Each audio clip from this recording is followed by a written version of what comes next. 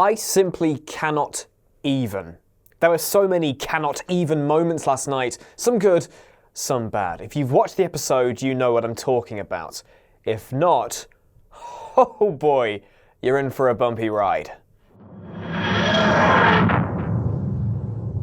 Hello everyone, Rich here, your go-to for Doctor Who from WhatCulture.com, and the Fugitive of the Judoon was quite something. Me and my partner spent most of last night hanging bits of red string across our living room trying to piece together what in the piss we just saw. After that episode, there is a constant fire roaring in my head, burning hot, angry, and red about who, what, why, and what could have been. I'm worried about Doctor Who again, but there is at least a little green. Spoilers. Big old spoilers. Do not know why I need to say that, but spoilers.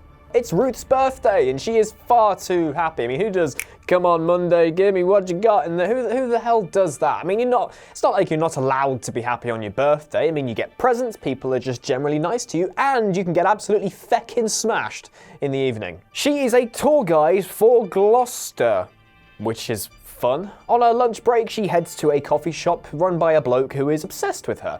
So much so, he's dug up dirt on her husband Lee and presents her with a thick-ass dossier.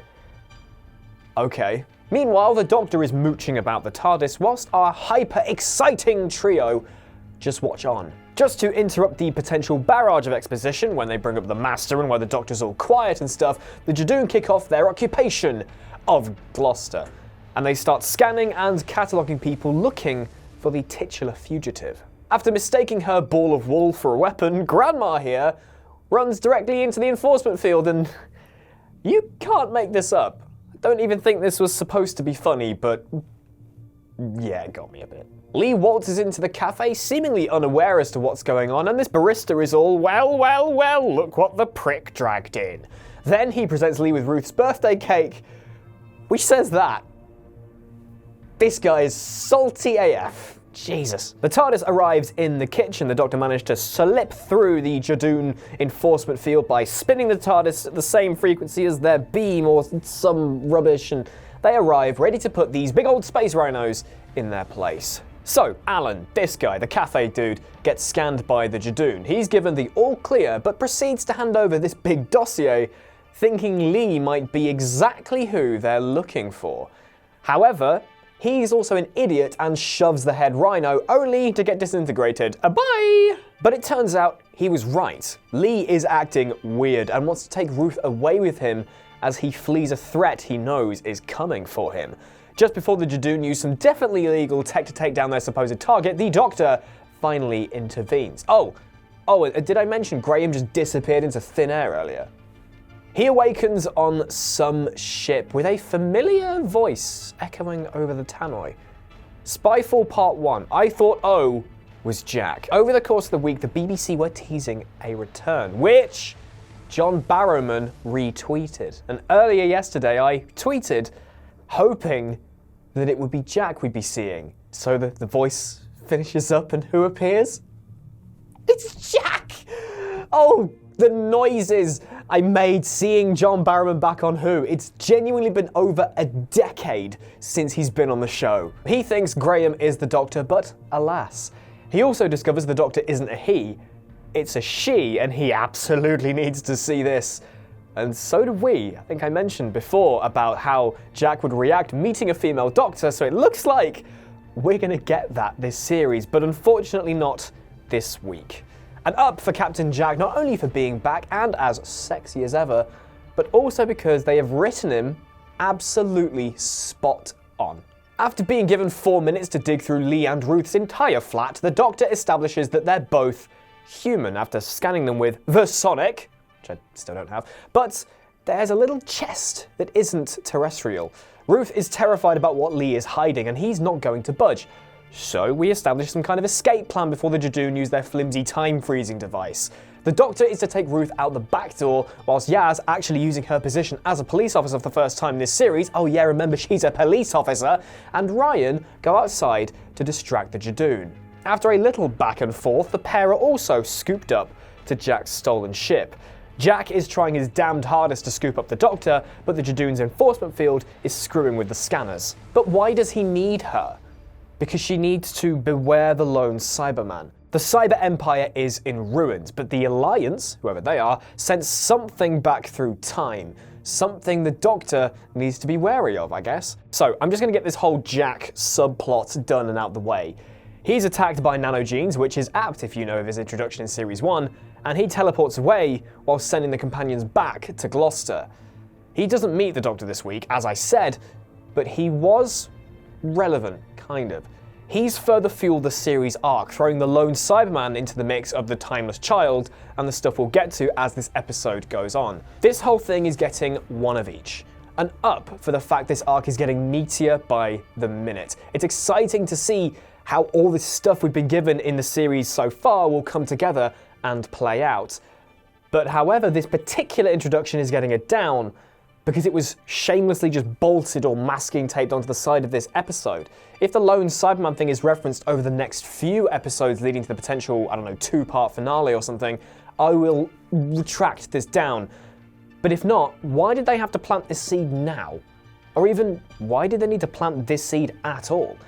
This wasn't like Rose appearing on the screens across Series 4 or the eye patch woman opening a sliding thing to look at Amy in Series 6, neither with any explanation. This was more of a, by the way, this is coming. Very just, yeah, this is happening. And it honestly felt a bit tacked on. I love Jack, don't get me wrong, but this was just kind of, you know, there. Anyway, back on Earth, Lee is being interrogated by the Judoon. He confesses to being found, and this woman, Gat, shows up. She knows Lee. She criticizes him for keeping this easily trackable, okay, box, which is holding his charred medal. He's a soldier in hiding. But from where, exactly? Gat and he had identical training, and he'd almost escaped. After executing him, bye-bye, she says to a rather sheepish Judoon, "Do I need to spell it out for you?"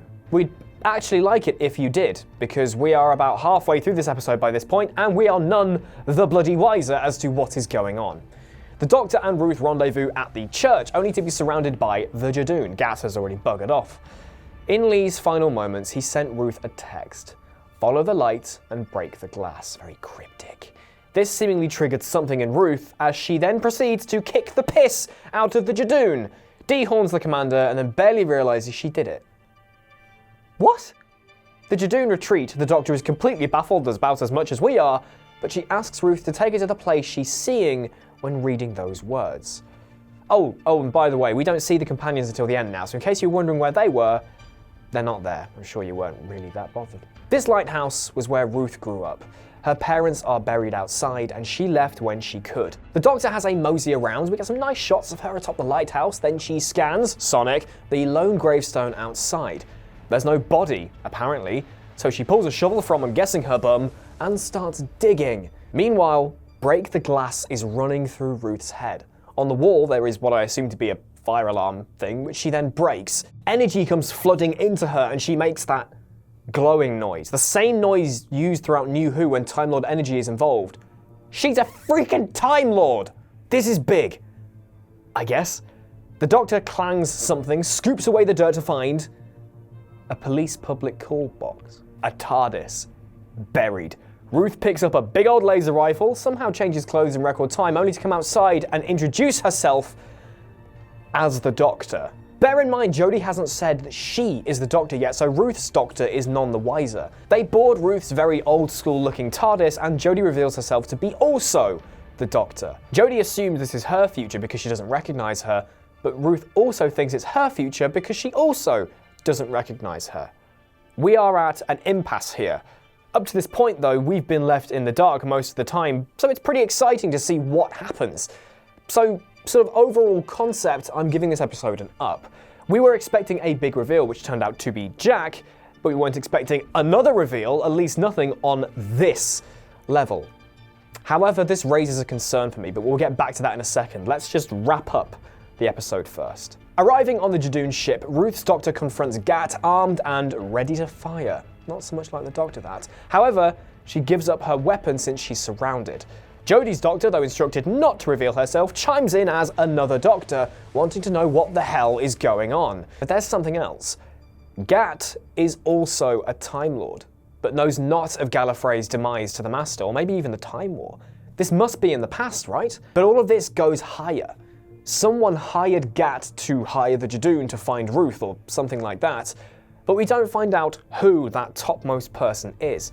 Ruth's Doctor's weapon backfires on Gat, killing her. No regeneration, she's just gone, as far as we know. The Judoon ship enters interstellar space, somewhere they have no jurisdiction, so the Doctor and the Doctor just wander off. Ruth drops Jodie off home, the companions relay everything they know to her regarding Jack and the Cyberman, and Jodie realizes there's something coming for her. Then we have this faux moving thing about the companions knowing her for who she is right now, and the rest of the stuff they don't know doesn't matter, or something.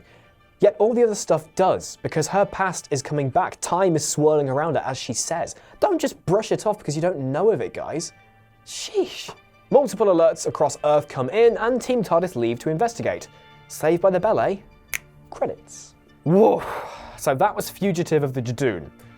Back to tonight's top story. Who in the ever-loving piss is this? The Doctor, right? The Doctor from the Doctor's past. That's the only way that can work, apparently. The TARDIS had the old round things, the old console, and even the police box exterior had a honking great light on it, like they did early on in the classic series. But that's the big thing here. Police box. Here, kind viewer, hold this bit of red string. Rumours were circulating, aside from the Captain Jack ones, that this fugitive was a pre-Hartnell Doctor. Could this be true? Now, I'm sure I've said in the video before on this channel about there being regenerations prior to Hartnell that did something so obscene their mind was wiped, granted a new set of regenerations, and then the Doctor, as we know its life, began. As far as the Doctor was aware, Hartnell was the first. So could this be where Ruth fits in? Now, we've had grey areas in the Doctor's history cleared up in the past. The Time War was a big unknown deal for many years when the show returned in 2005. Then we had John Hurt's War Doctor, Day of the Doctor, and that was all cleaned up. This, however, is potentially just bolting something onto Who lore that didn't need to be bolted. It's not a time period we know there's something missing from or even care about. I mentioned before about how the Timeless Child thing being pre-Gallifrey could mess with 57 years of Who lore in one go, and this is yet another avenue that this could be done. But I am sure that this Doctor is not pre-Hartnell, and I will tell you why. Firstly, we've seen Hartnell and Susan steal the TARDIS from Gallifrey in the opening of Series 7's The Name of the Doctor, and note how the TARDIS is a silver cylinder, the default skin, as it were. But how is that relevant? Ruth's Doctor was in hiding from the Time Lords, not gallivanting about like how we know the Doctor does. So how does that prove that she's not before Hartnell? Well, I'm glad you asked, because there's a second point. It's a police box. A police box. Note how TARDISes are silver cylinders by default. In case you don't know, TARDISes blend in with their surroundings, but when the Doctor landed in the 1960s and it disguised itself as a police box, the chameleon circuit got stuck. So, if this Doctor was before Hartnell and served Gallifrey as a soldier, then abandoned her post or something, ending up in Gloucester in 1999, how was her TARDIS a police box? If she'd apparently been in hiding since the 60s, maybe that would have made sense. But she hasn't been, as far as we know. She said 1999. The only Doctor that coincides with is Paul McGann. Oh my god, she's the Master, or she's... what was the companion called? Grace? I don't know. The only way her TARDIS could also be a police box is if it were post-Hartnell. But she must also be post-Jodie too, since we have seen the Doctor regenerate every single time between Hartnell and Jodie. There's been no grey area like there was between McGann and Eccleston, where obviously the War Doctor fit in, but we saw those two regenerations as well. We've seen everything up to this point. She can't be wedged in somewhere in that canon. It has to be either before or after. But as said, it makes most sense that it's after. Either that, or something else explains her being the Doctor. We've seen the Doctor before. Look at David Morrissey in The Next Doctor, which was a great special from Christmas 2000 and something. Of course, he wasn't actually a Time Lord, he was a human that just absorbed knowledge of the Doctor through a cyber info stamp thing. It was definitely an interesting way to go about it, but as far as we know, this is actually a Time Lord, actually the Doctor. Either she's from a parallel world, we know they exist because of the Russell T Davies era, or this is all a big trick. We don't know who the original employer of Gat or the Judoon was. Could that have been the Master? Could Ruth be another Master? Or the Rani? Or Rassilon? I want this all to be a trick, something to just throw the Doctor off. I don't want her to be the Doctor's actual past or the Doctor's actual future, because this could screw things up lore-wise even worse than when Credence Barebone was revealed to be a Dumbledore. Spoilers. I'm worried.